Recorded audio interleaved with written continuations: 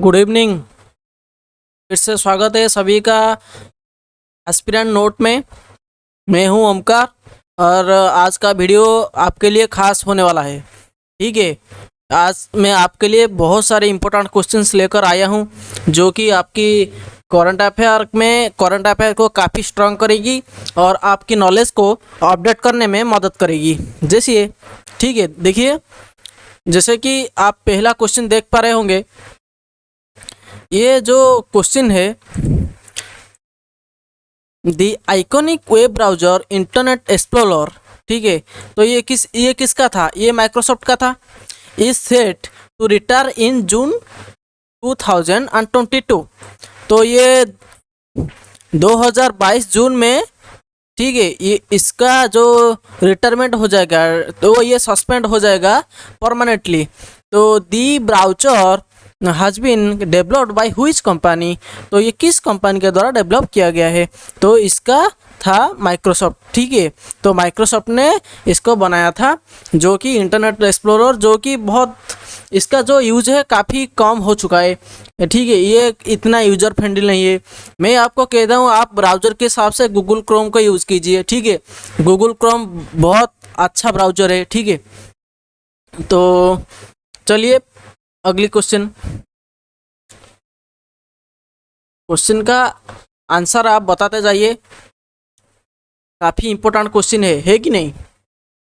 Who has been elected as the president of Central Tibetan Administration? ठीक है, Tibetan administration का जो president है वो किसी को चुना गया है? तो पेन्पा टिसिरिंग। ओके, पेन्पा टिसिरिंग जो है, इनको चुना गया है president of the central Tibetan administration. ठीक है, सेंट्रल तिब्बतन एडमिनिस्ट्रेशन, आप नाम याद रखिए, पेन्पा टिसिरिंग। तो आज का क्वेश्चन कैसा लग रहा है बताइए? आज का क्वेश्चन कैसा लग रहा है? जाएंगे ना पहला? तो Hero Vida is a new venture launched by Munjal family led Hero group. तो हीरो भायड ये किसी के रिलेटेड है? हीरो भायड जो है ये एजुकेशनल टेक्नोलॉजी के ऊपर है। एजुकेशनल टेक्नोलॉजी,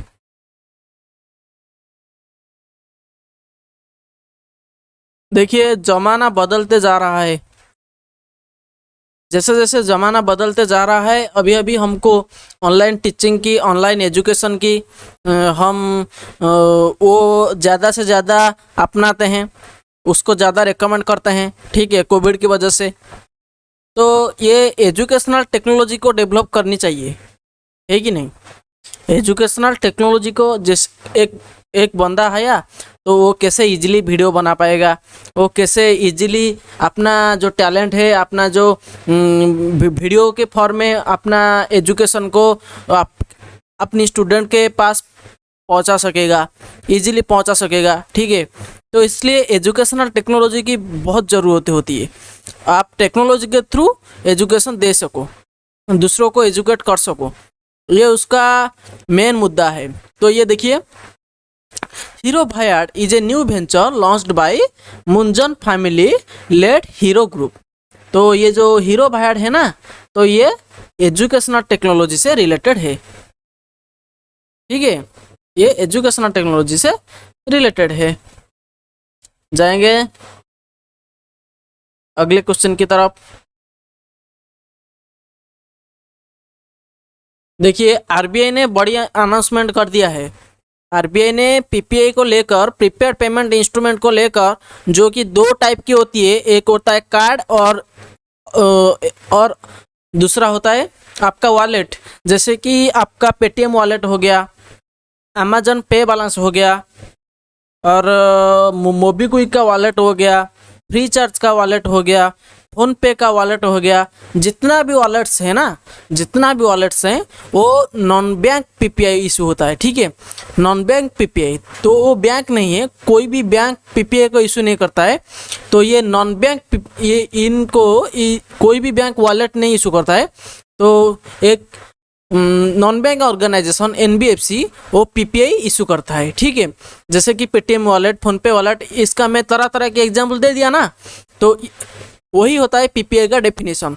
तो ये जो फुल केवाईसी पीपीआई होता है, आप अगर अमेजन पे यूज़ करते हो तो वहाँ आपको ये पूछा होगा आप केवाईसी डॉक्यूमेंट के लिए आपका एक आईडी प्रूफ अपलोड करो, ठीक है। आपका केवाईसी अभी आधा है, हाफ केवाईसी है, तो आप उसको फुल केवाईसी में कन्वर्ट करो। बाद में इससे बदले आपको ज़्यादा से ज़्यादा मैक्सिमम जो डिपॉजिट लिमिट है, मैक्सिमम ट्रांजैक्शन लिमिट है, ये आपको पहुंचा दिया जाएगा। ये इस ऑफर को आपका अनलॉक कर दिया जाएगा। तो अगर आप फुल केवाईसी में कन्वर्ट कर देते हो तो ठीक है। तो ये पीपीआई को लेकर आरबीआई ने कुछ गाइडलाइंस निकाला है, ठीक है।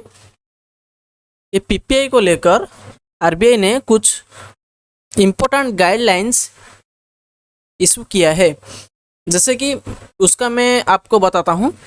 तो देखिए, मैं कुछ लेकर आया हूँ। अगर मैं फर्स्ट थ्योरी डिस्कस करूँगा और उसके बाद क्वेश्चंस, ठीक है। ये देखिए, मैं कुछ लेकर आया हूँ आपके लिए। आप आरबीआई की वेबसाइट पर चले जाइए। ये आ गया आरबीआई की वेबसाइट। आप आरबीआई की वेबसाइट पर चले जाइए और होम स्क्रीन में आपको ये लिखा होगा प्रीपेड पेमेंट इंस्ट्रूमेंट पीपीआईस। ये आप देख पा रहे हो, तो आप इसी के ऊपर क्लिक कीजिए। क्लिक करने के बाद आपका ये पेज खुल जाएगा, ठीक है। आपका ये जो पेज है ना, ये खुल जाएगा। ये आरबीआई की वेबसाइट है, आपका ये पेज खुल जाएगा। यह देखिए, all bank and non bank prepaid payment issuers, system providers and system participants, madam और dear sir, prepaid payment instruments जो कि गाइडलाइंस निकाला गया है वो 3 तरह की हैं। There are 3 types of guidelines. Number 1 is mandating interoperability. इसके बारे में मैं आपको समझाता हूँ, ठीक है। आप पहले देखिए। Number 2, increasing the limit to 2 lakh to full KYC PPIs. Number 3, permitting cash withdrawals from full KYC PPI of non bank PPI issuers, ठीक है। आप ध्यान से सुनते जाइए, मैं आपको बताते जा रहा हूँ, ठीक है। बताते जाऊंगा और ध्यान से सुनते जाइए। ये आप देखिए, this has reference to paragraph 10 and 11, इसको छोड़िए, wherein it was announced that PPI interoperability shall be mandatory. The limit for full KYC PPI shall be increased from 1 lakh to 2 lakh. तो ये जो आप पहले से 1 लाख तक पीपीआई में डिपॉजिट कर सकते हो, ठीक है। आपको मैं समझाता हूँ पीपीआई क्या होता है एक्चुअली। देखिए, पीपीआई आप वॉलेट के बारे में सुनते होंगे। जैसे ही आपका पेटीएम वॉलेट है, सिर्फ उस तरह की किसी को किस पीपीआई यूजर को के पास एक PPI in the form of card होता है। एक होता है PPI in the form of electronic wallet, दूसरा होता है PPI in the form of card, जैसे कि एटीएम कार्ड हो गया, डेबिट कार्ड हो गया। इस तरह ठीक एटीएम कार्ड के जैसा आपको एक पीपीआई कार्ड इशू किया जाएगा पीपीआई इशूअर्स के द्वारा, ठीक है। अगर कोई भी पीपीआई इशूअर आता है मार्केट में, वो आपको एक पीपीआई का कार्ड देगा और वो पीपीआई का इलेक्ट्रॉनिक वॉलेट भी इशू कर सकता है। तो पीपीआई 2 फॉर्म में होता है, ठीक है। एक होता है कार्ड की फॉर्म में और दूसरा होता है इलेक्ट्रॉनिक वॉलेट की फॉर्म में। ये पीपीआई जो होल पीपीआई है ना, दो टाइप्स की पीपीआई है ना, वो होता है प्रीपेड होता है, ठीक है। प्रीपेड मतलब वो पोस्टपेड नहीं होता है।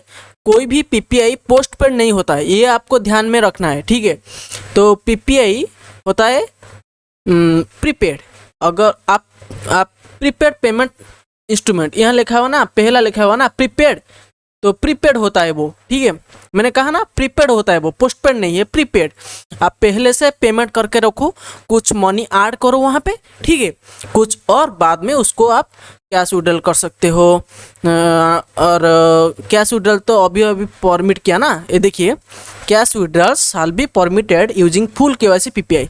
ठीक है, अगर आपका केवाईसी, आपका पीपीआई फुल केवाईसी हो जाता है तो कैश विड्रॉल आप कैश विड्रॉल के लिए एलिजिबल हो।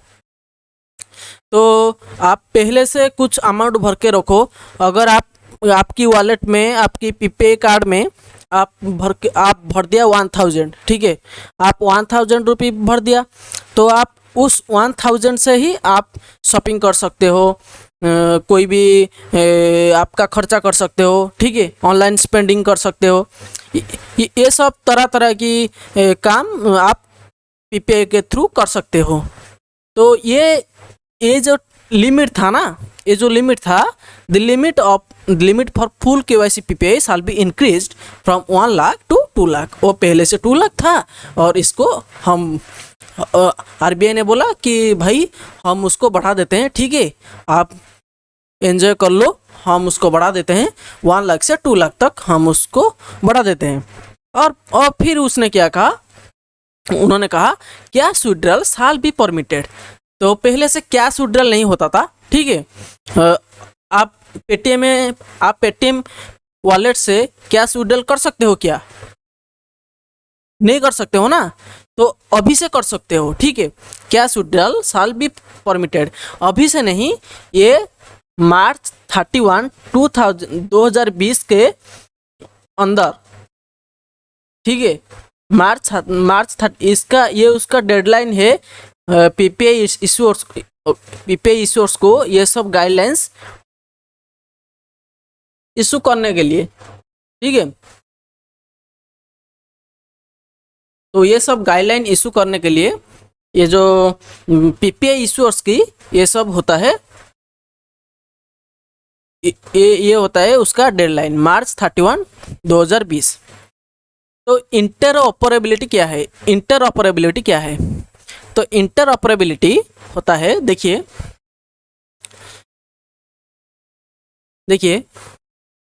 मेरा पेटीएम वॉलेट में 1000 रुपीज़ है, मान लो, suppose I have 1000 rupees in my Paytm wallet. On the other hand my friend asked me to pay him 500 rupees to his Amazon Pay balance, ठीक है। तो ये पहले से नहीं होता था, ठीक है, ये पहले से this don't work before, but now on, आज ऑफ नाउ, ठीक है, we can transfer money from one wallet to other wallet, ठीक है। अगर आप पेटीएम से, मेरा 1000 रुपीज़ है, कोई किसने मेरे को बोला कि भाई मुझे थोड़ा पैसा भेज दे यार, मेरे में पैसा शॉर्ट है, ठीक है, मेरे को पैसा की कमी पड़ी है। तो उन्होंने क्या किया, तो 1000 रुपीज़ को जैसे ही हम यूपीआई के जैसा हम पेमेंट करते हैं, सिर्फ और सिर्फ उसी तरह आपको यहाँ, ठीक है, आपको यहाँ पेमेंट सेंड करना होगा, आप पेमेंट को सेंड कर पाओगे, ठीक है। यहाँ पे देखिए, अकॉर्डिंगली द फॉलोइंग, वही होता है इंटरऑपरेबिलिटी, ठीक है। मनी ट्रांसफर इज एलिजिबल, यहाँ देखिए, accordingly the following are advised. It shall be mandatory for PPI issuers to give holders of full KYC PPIs, okay, interoperability through, जो कि full KYC PPI के लिए ही ये सब फीचर ये अप्लाई किया जाएगा। ये सब फीचर्स, सारे फीचर्स फुल KYC के लिए है। फुल KYC करने के बाद आप ये सब कर सकते हो। Interoperability through authorised card networks, PPI in the form of cards and UPI for, अगर आपका इलेक्ट्रॉनिक, और PPI in the form of electronic wallet. अगर आपका PPI इलेक्ट्रॉनिक वॉलेट की फॉर्म में है, आप UPI से ट्रांसफर कर सकते हो, ठीक है। And through authorise card networks for PPI in the form of card.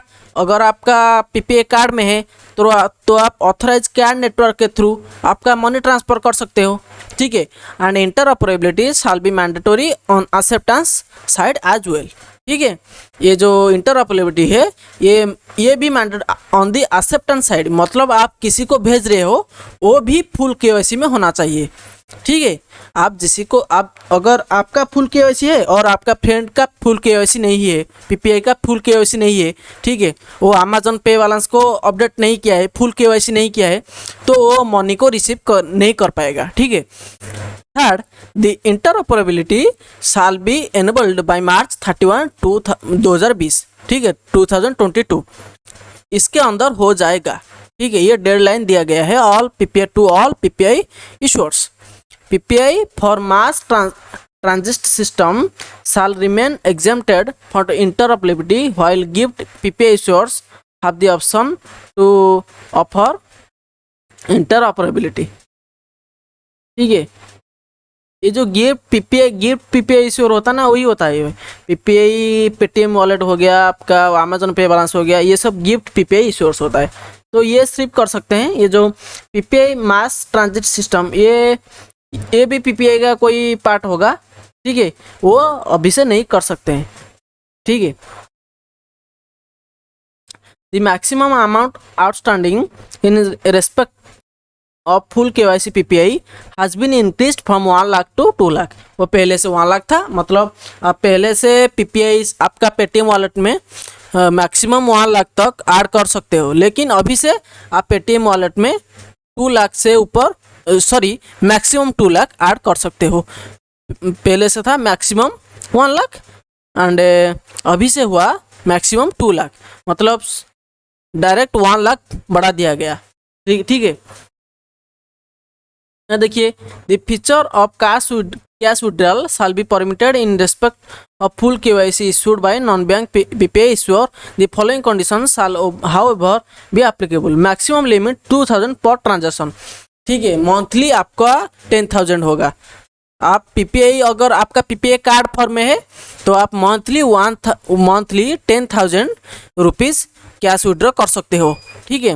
And maximum limit आपका पर ट्रांजैक्शन है 2000, मतलब आप एक महीने में आप 5 बार फ्री में कैश विड्रॉल कर सकते हो, कैश उठा सकते हो।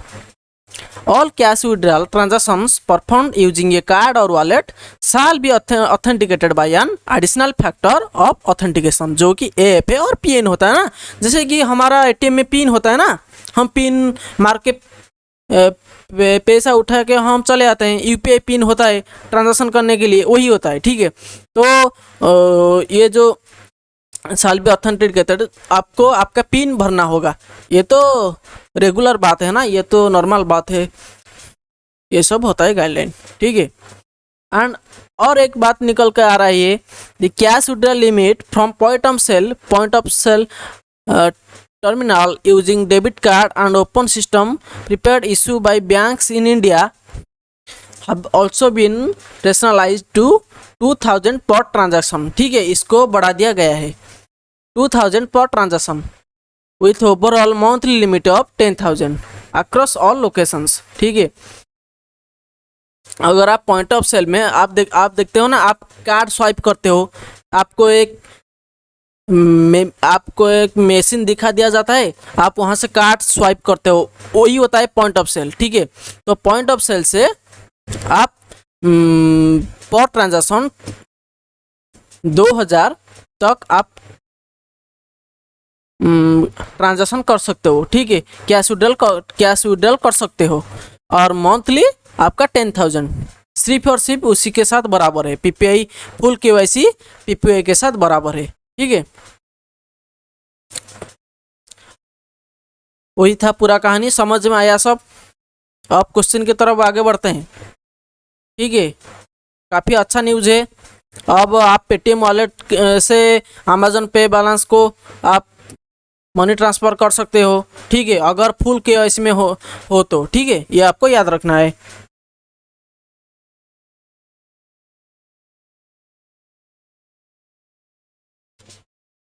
तो देखिए,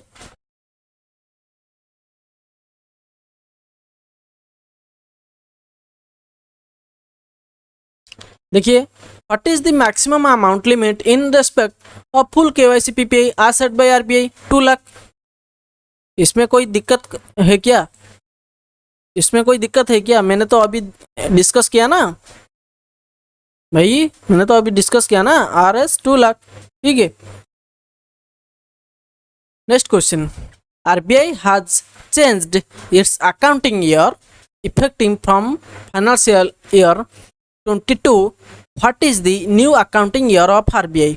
वो पहले जुलाई जून से था, ठीक है, जुलाई से जून तक था, अभी इसको चेंज करके अप्रैल मार्च कर दिया गया है। ये आपको याद रखना है, अप्रैल मार्च कर दिया गया है। इसका आर्टिकल मैं आपको दिखाता हूँ।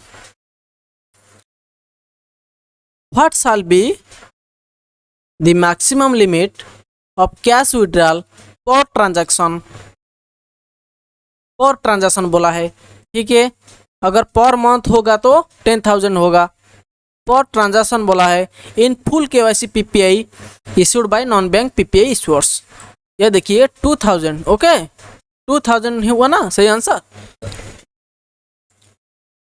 एक फुल केवाईसी पीपीआई कार्ड से और वॉलेट से पीपीआई दो फॉर्म में होता है। एक होता है PPI in the form of card और होता है PPI in the form of electronic wallets, ठीक है।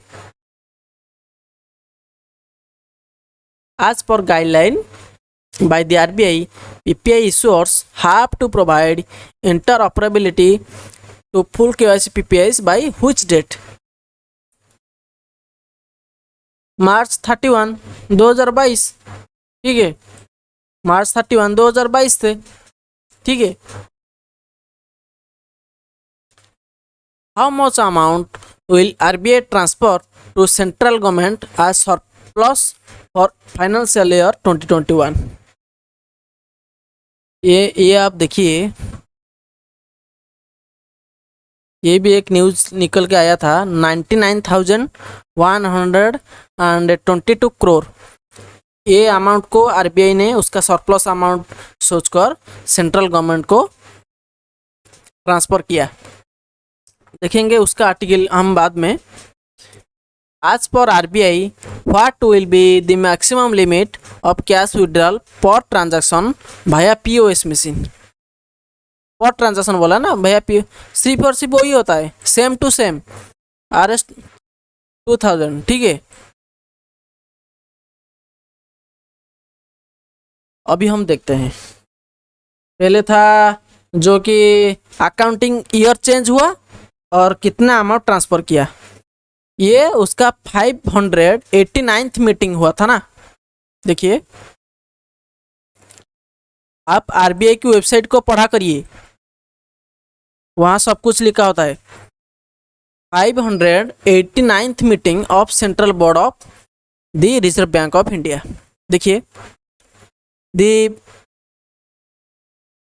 589th meeting of the Central Board of Directors of RBI was held today under the chairmanship of Sri Shaktikant Das, Governor, through video conferencing। देखिए, मैं पढ़ते जा रहा हूँ, ठीक है।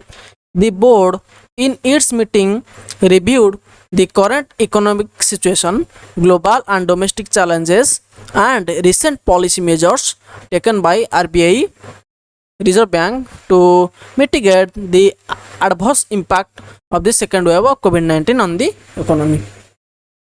तो ये सेकेंड वेव ऑफ इकोनॉमी, तो sorry second wave of Covid का जो इकोनॉमी के ऊपर उसका इम्पैक्ट है उसको डिस्कस करने के लिए ये मीटिंग हेल्ड हुआ था। With the change the Reserve Bank, okay, मैं उसको चेंज करता हूँ, रुकिए रुकिए रुकिए।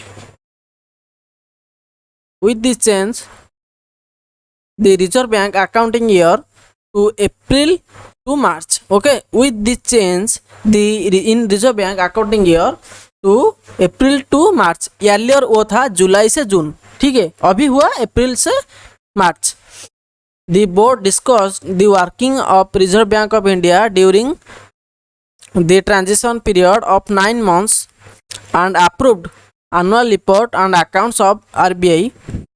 The board also approved the transfer of 99,122 crore as surplus to 22 crore, ठीक है, इतना amount 99,122 crore as surplus to central government for the accounting period of 9 months ended March 31, 2021।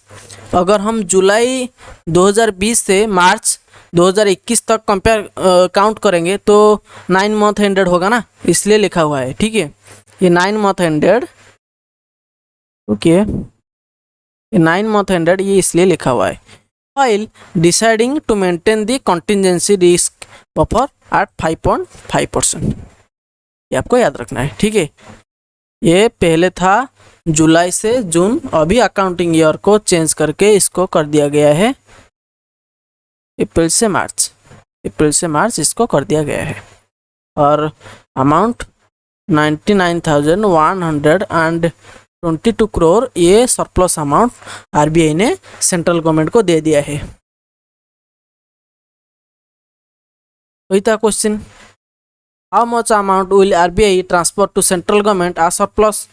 तो ऑप्शन बी है उसका आंसर 99,122 करोड़। यहाँ आप देखिए,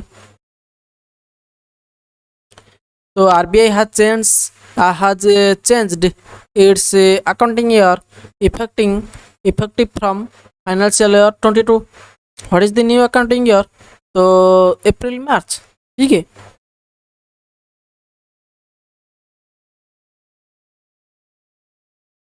दो central Board of direct taxes CBDT, इसके अंदर कौन आता है? इनकम टैक्स आता है। इनकम टैक्स होता है direct tax, okay. Income tax होता है आपका डायरेक्ट टैक्स, ओके। और Central Board of Indirect Taxes and Customs, okay, ये आता है जीएसटी के हेड आता है, ओके, जीएसटी का regulator, Central Board of Indirect Taxes and Custom. तो जीएसटी तो इनडायरेक्ट टैक्स है ना, जीएसटी इनडायरेक्ट टैक्स है। तो what is the new deadline set by CBDT to file income tax returns for the assessment year 2021-22 bye individuals. तो ये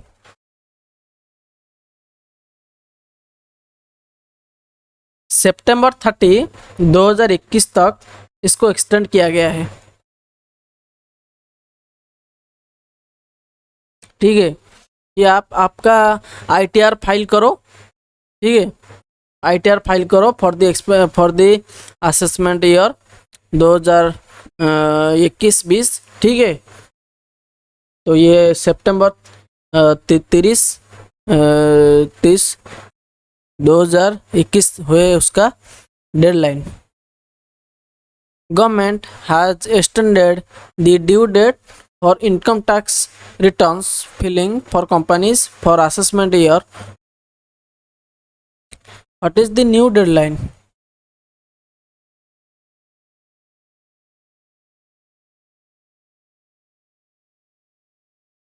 तो लगता है ये क्वेश्चन